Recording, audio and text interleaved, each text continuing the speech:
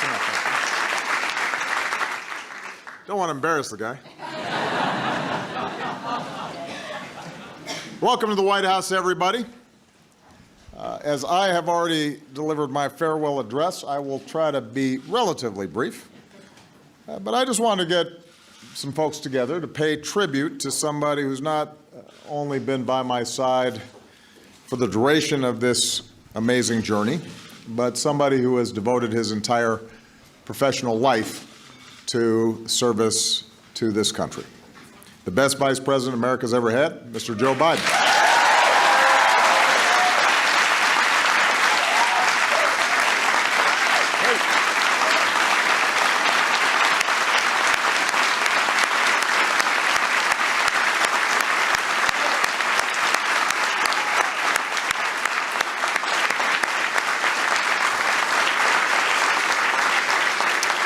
This also gives the internet one last chance to talk about our bromance.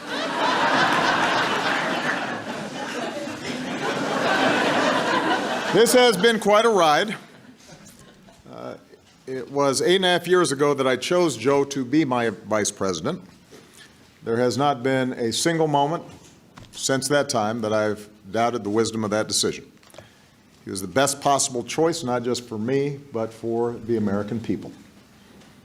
This is an extraordinary man with an extraordinary career in public service. This is somebody the people of Delaware sent to the Senate as quickly as they possibly could. Elected at age 29. For more than a dozen years apiece, he served as chair or ranking member of the Judiciary and Foreign Relations Committees. Domestically, he championed landmark legislation to make our communities safer, to protect our women from violence. Internationally, his wisdom and capacity to build relationships has shaped our nation's response to the fall of the Berlin Wall and the Iron Curtain, to counter terrorism, Iraq, Afghanistan. And for the past 8 years, he could not have been a more devoted or effective partner in the progress that we've made. He fought to make college more affordable and revitalize American manufacturing as the head of our middle-class task force. He suited up for our cancer moonshot, giving hope to millions of Americans touched by this disease. He led our efforts to combat gun violence, and he rooted out any possible misappropriations that might have occurred, and as a consequence, the Recovery Act worked as well as just about any large-scale stimulus project has ever worked in this country. He visited college after college and made friends with Lady Gaga for our It's On Us campaign against campus sexual assault. And when the Pope visited, Joe was even kind enough to let me talk to the holiness as well.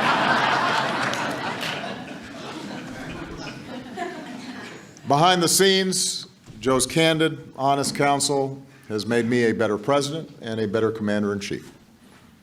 From the Situation Room to our weekly lunches to our huddles after everybody else is cleared out of the room, he's been unafraid to give it to me straight, even if we disagree. In fact, especially when we disagree. And all of this makes him, I believe, the finest vice president we have ever seen. And I also think he has been a lion of American history. The best part is he's nowhere close to finish. In the years ahead, as a citizen, he will continue to build on that legacy internationally and domestically. He's got a voice of vision and reason and optimism and love for people, and we're going to need that spirit and that vision as we continue to try to make our world safer and to make sure that everybody's got a fair shot in this country. So, all told, that's a pretty remarkable legacy, an amazing career in public service. It is, as Joe once said, a big deal.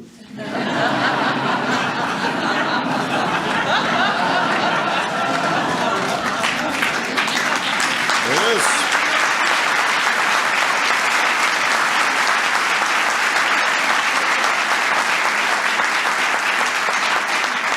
But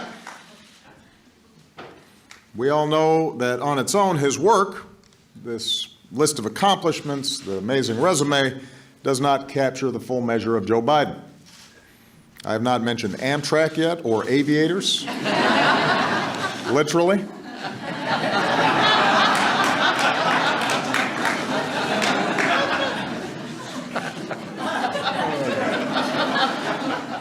Folks don't just feel like they know Joe, the politician, they feel like they know the person. What makes him laugh, what he believes, what he cares about, where he came from. Pretty much every time he speaks, he treats us to some wisdom from the nuns who taught him in grade school, or an old Senate colleague, but of course most frequently cited, Catherine and Joseph Sr., his mom and dad. No one's better than you, but you're better than nobody. Bravery resides in every heart, and yours is fierce and clear. When you get knocked down, Joey, get up. Get up.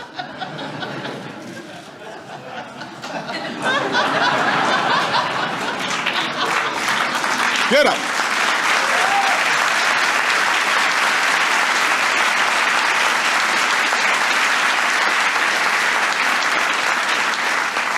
That's where he got those broad shoulders. That's where he got that Biden heart. And through his life, through trial after trial, he has never once forgotten the values and the moral fiber that made him who he is. That's what steels his faith in God and in America and in his friends and in all of us. When Joe talks to auto workers whose livelihoods he helped save, we hear the son of a man who once knew the pain of having to tell his kids that he had lost his job. When Joe talks about hope and opportunity for our children, we hear the father who rode the rails home every night so he could be there to tuck his kids into bed. When Joe sticks up for the little guy, we hear the young boy who used to stand in front of the mirror, reciting Yeats or Emerson, studying the muscles in his face, determined to vanquish a debilitating stutter. When Joe talks to Gold Star families who've lost a hero, we hear a kindred spirit, another father of an American veteran, somebody whose faith has been tested and who has been forced to wander through the darkness himself and who knows who to lean on to find the light.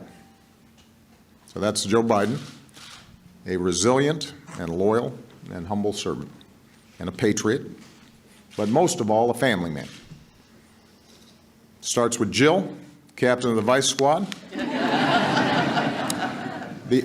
Only the second lady in our history to keep her regular day job.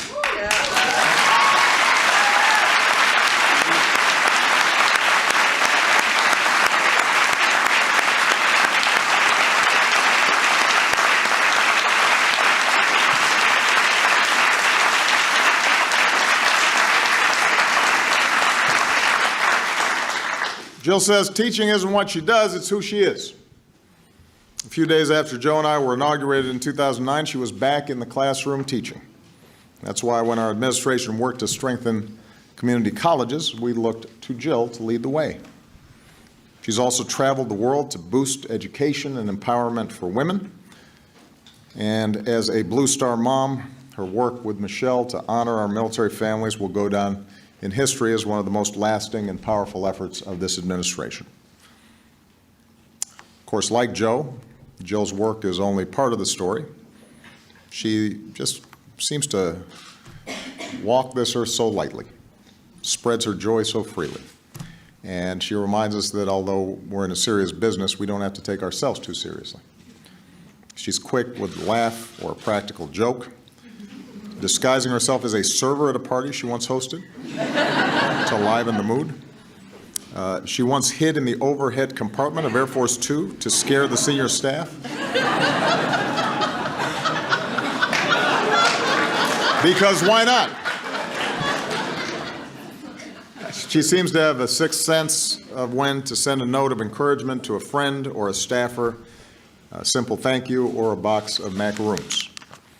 She is one of the best, most genuine people that I've met, not just in politics, but my entire life. She is grounded and caring and generous and funny, and that's why Joe is proud to introduce himself as Jill Biden's husband. And to see them together is to see what real love looks like, through thick and thin, good times and bad. It's an all-American love story. And Jill once surprised Joe by painting hearts on his office windows for Valentine's Day. And then there are these Biden kids and grandkids. They're everywhere. They're all good looking. Hunter and Ashley, who lived out that family creed of raising good families and looking out for the least of our brothers and sisters. Bo was watching over us with those broad shoulders and mighty heart himself, a man who left a beautiful legacy and inspired an entire nation. Naomi and Finn and Maisie and Natalie and little Hunter, grandchildren who are the light of Joe's eyes and gives him an excuse to bust out the squirt gun around the pool. This is the kind of family that built this country. That's why my family is so proud to call ourselves honorary Bidens. As Yeats put it, because I had to quote an Irish poet, and Seamus Heaney was taken. Think where man's glory most begins and ends, and say my glory was I had such friends. Away from the camera, Jill and Michelle have each other's backs just as much as when they're out championing our troops. Our girls are close, best friends at school, inviting each other for vacations and sleepovers. Even though our terms are nearly over, one of the greatest gifts of these past 8 years is that we're forever bonded as a family.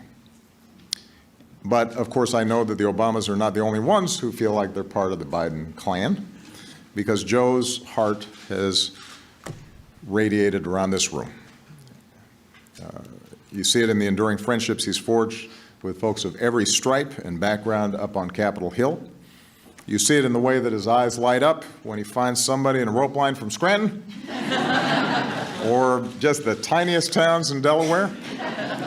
You see it in the incredible loyalty of his staff, the team who knows that family always comes before work because Joe tells them so every day, the team that reflects their boss's humble service here in this building where there have been no turf wars between our staffs because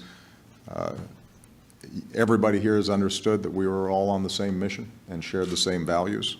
There's just been cooperation and camaraderie, and that is rare.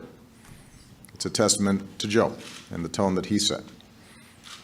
And finally, you see Joe's heart in the way he consoles families, dealing with cancer backstage after an event, when he meets kids fighting through a stutter of their own. He gives them his private phone number and keeps in touch with them long after. To know Joe Biden is to know that love without pretense, service without self-regard, and to live life fully. As one of his longtime colleagues in the Senate, who happened to be a Republican, once said, if you can't admire Joe Biden as a person, you've got a problem. He is as good a man as God ever created. So, Joe, for your faith in your fellow Americans, for your love of country, and for your lifetime of service that will endure through the generations, I'd like to ask the military aide to join us on stage.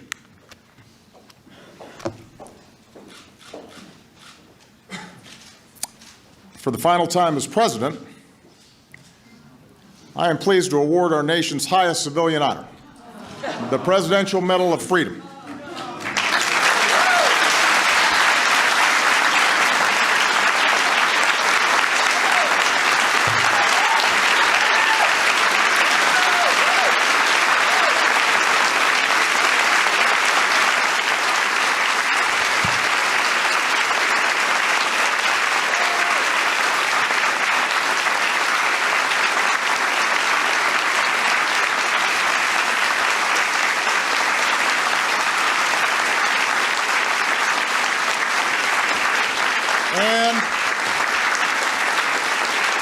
And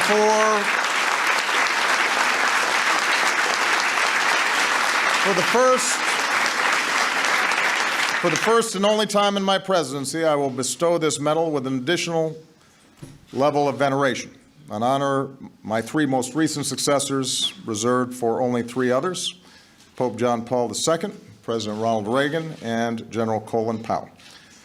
Ladies and gentlemen, I am proud to award the Presidential Medal of Freedom with distinction to my brother, Joseph Robinette Biden, Jr. Will the aide please read the citation? Vice President Joseph R. Biden, Jr.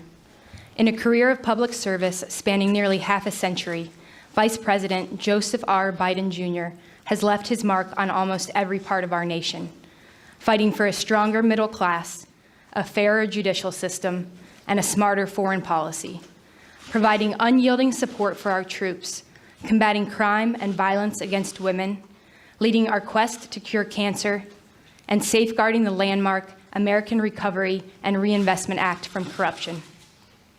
With his charm, candor, unabashed optimism, and deep and abiding patriotism, Joe Biden has garnered the respect and esteem of colleagues of both parties and the friendship of people across the nation and around the world, while summoning the strength, faith, and grace to overcome great personal tragedy. This son of Scranton, Claymont, and Wilmington has become one of the most consequential vice presidents in American history, an accolade that nonetheless rests firmly behind his legacy as husband, father, and grandfather. A grateful nation thanks Vice President Joseph R. Biden, Jr. for his lifetime of service on behalf of the United States of America.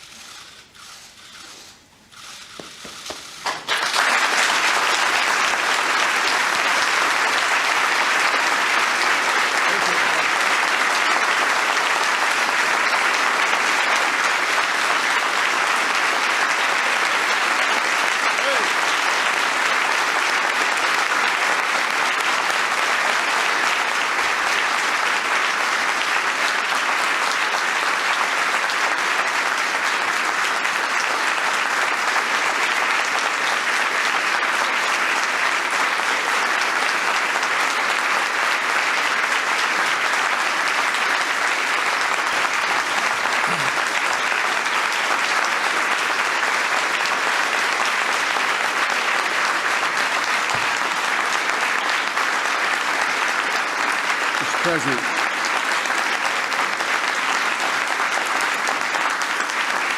Please, thank you.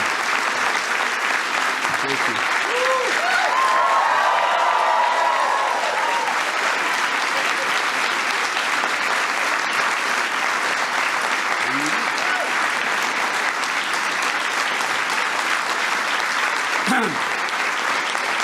Please. Thank you. Ricchetti, you're fired. To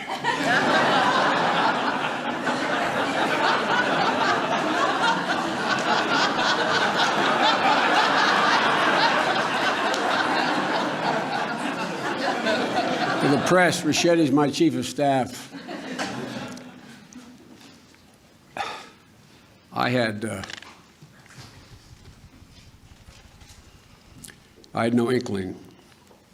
I thought we were coming over, Michelle, for you, Jill, and Brock and I, a couple of senior staff, to toast one another and say what an incredible journey it's been. Mr. President, you got right the part about my leaning on Jill. But I've also leaned on you and a lot of people in this room. I look around the room and I see great friends like Ted Kaufman, who's been so much wisdom. Guys like Mel Monzak. I mean, I look around here and I'm startled. I keep seeing people I don't expect. Madam President, how are you? Mr. President, look at my new boss over there. But you know, I get a lot of credit I don't deserve, to state the obvious. Because I've always had somebody to lean on. From back that time in 1972, when the accident happened, I leaned on, and I mean this in a literal sense, Chris knows this, Dodd knows this, and Mel knows this, and Ted knows this. I leaned on my sons, Bo and Hunter. And I continue to lean on Hunter, who continues to, in a bizarre kind of way, raise me. I mean, I've leaned on them. You know, Mr. President, you observed early on that when either one of my boys would walk in the room, they'd walk up and say, "Dad, what can I get you? Dad, what do you need?" And then Jill came along, and she saved our life. No man deserves one great love, let alone two. But everybody knows here, I am Jill's husband. Everybody knows that I love her more than she loves me, with good reason.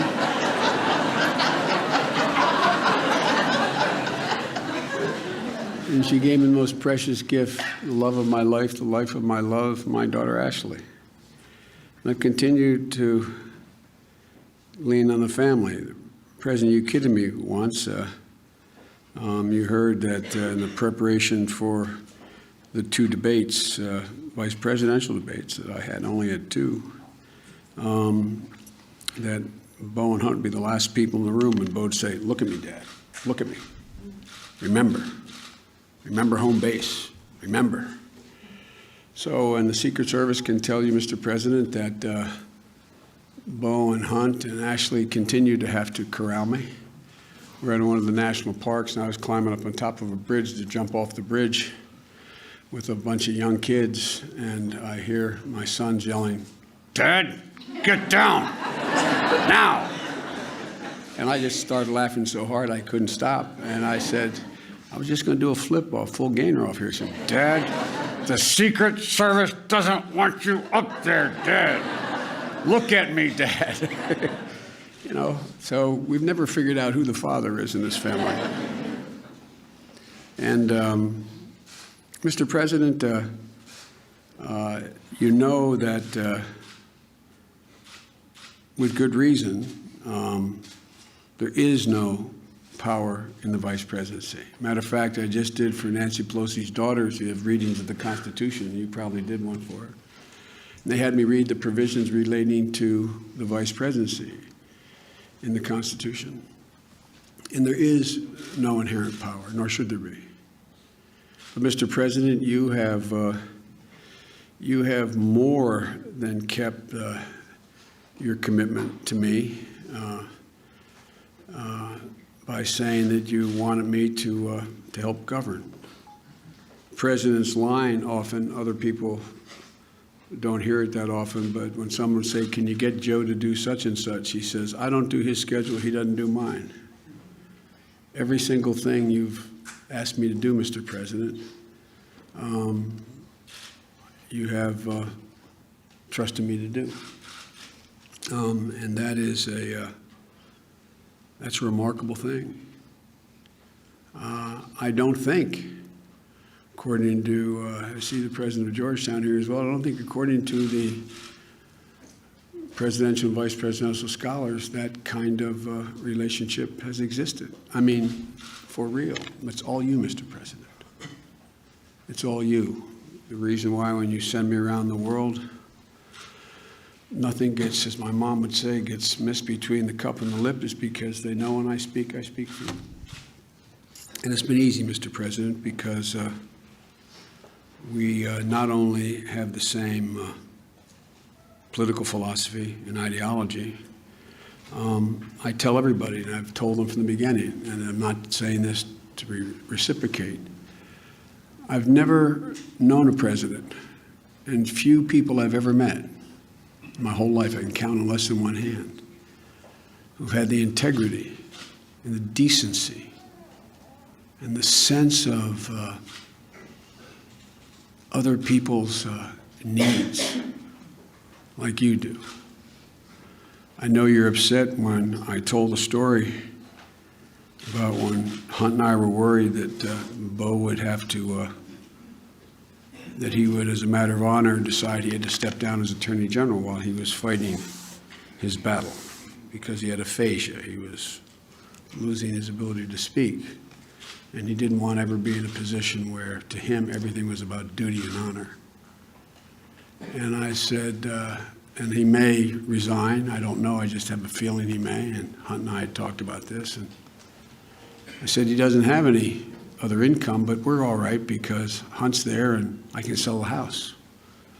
We're having a private lunch like we do once a week. And this man got up, came over, grabbed me by the shoulders, and looked me in the eye and said, don't you sell that house. You love that house. I said, it's no big deal, Mr. President. He said, I'll give you the money. We'll give you the money. Promise me. Promise me. You won't sell that house. I remember when Ashley, Mr. President, we were in the Oval, and Ashley was in an elevator. And the elevator plummeted she was with a group of people, I forget which building in Philadelphia, and it plummeted to the ground. And immediately the service was worried that, she may have been badly hurt. And I got up to take the call, and you didn't let up until you made sure your service followed through and made sure everything was all right. But Mr. President, we kid about about marrying up. We both did that kind of thing. But the truth of the matter is, I said this to Michelle last night. Michelle is the finest first lady, in my view, that has ever served in the office. There's been other great first ladies, but I really genuinely mean it.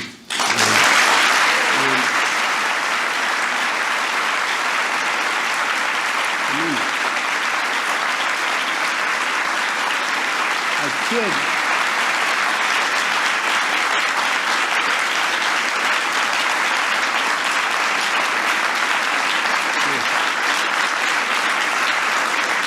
When I got to meet Michelle's brother, and he told me about how you guys were raised, and I got to know and love your mom. If your mom were 15 years older, she could have been my mom. I mean, literally, the way you were raised, the way we were raised, there wasn't any difference. And I knew that this decision to join you, which was the greatest honor of my life, was the right decision on the night we had to go and accept the nomination, the formal, to be nominated at the convention. And Finnegan, who's now 18 years old, was then 10 years old. And she came to me and she said, Pop, is it okay if the room that we're in, Finnegan, Maisie, and Naomi, that we have the beds taken out? And I said, why? He said, maybe the Obama girls and your brother's children, maybe they would come down and all sleep together in sleeping bags. And I give you my word as a Biden. I knew when I left to go over to the convention, opened that door and saw them cuddle together, I knew this was the right decision. I knew it was the right decision. I really did. Because, Mr. President, the same value set. The same value set. Folks, I joke with my staff that I don't know why they pay them anything, because they get to advise me.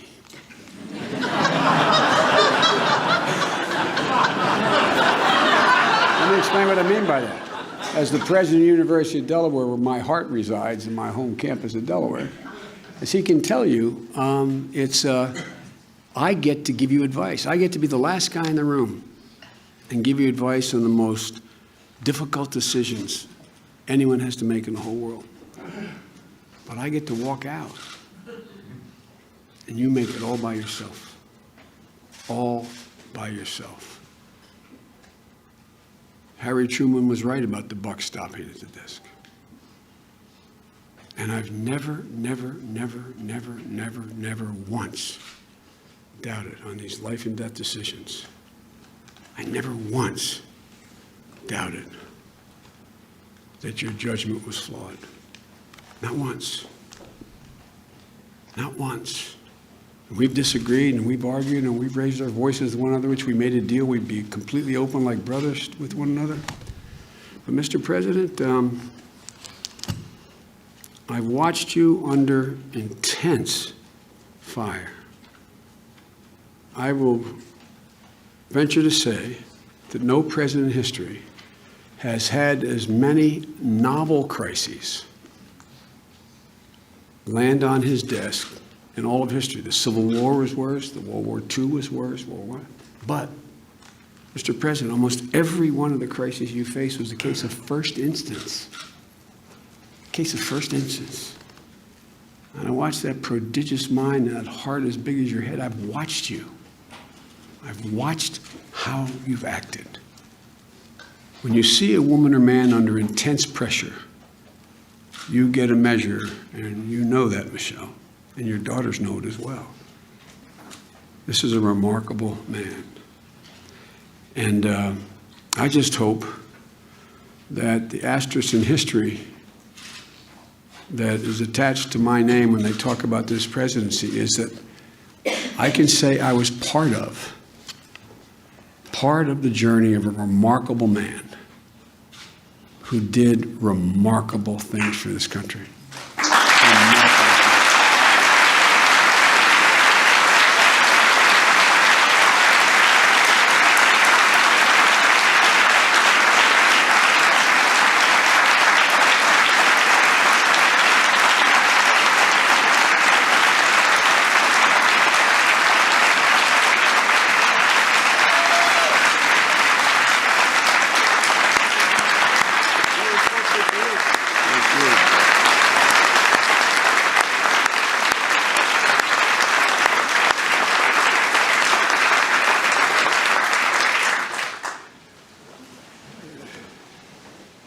You know, I can't let a comment go by without quoting an Irish poet.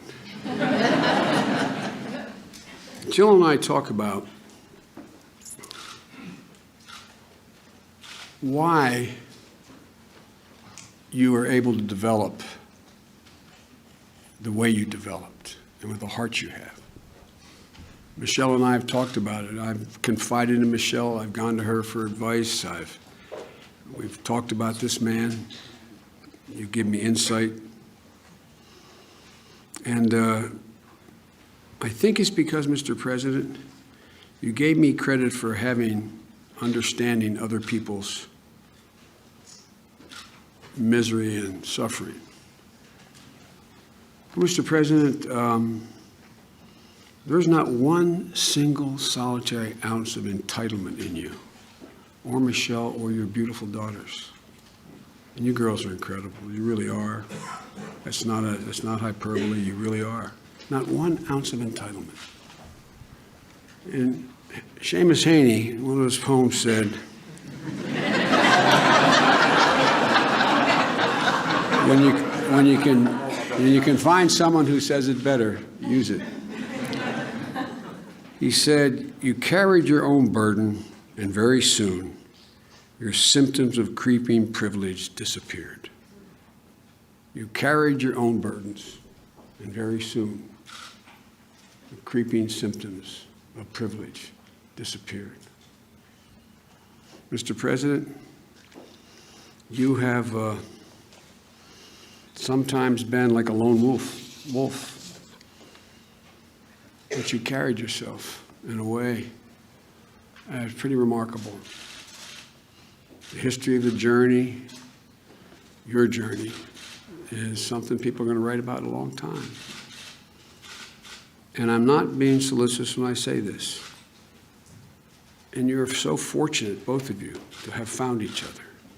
Because all that grounding, all that you had, made this guy totally whole. And it's pretty amazing. Mr. President, this honor is not only well beyond what I deserve, but it's a reflection of the extent and generosity of your spirit I don't deserve this, but I know it came from the president's heart.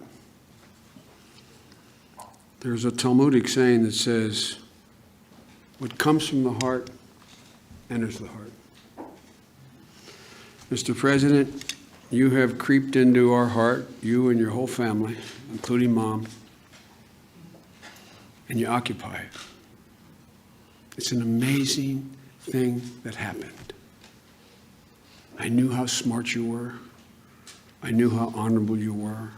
I knew how decent you were from the couple years we worked in the Senate. And I knew what you were capable of. But I never fully expected that you'd occupy the Biden's heart, from Hunter, Ashley, my sister, all of us. All of us. And, Mr. President,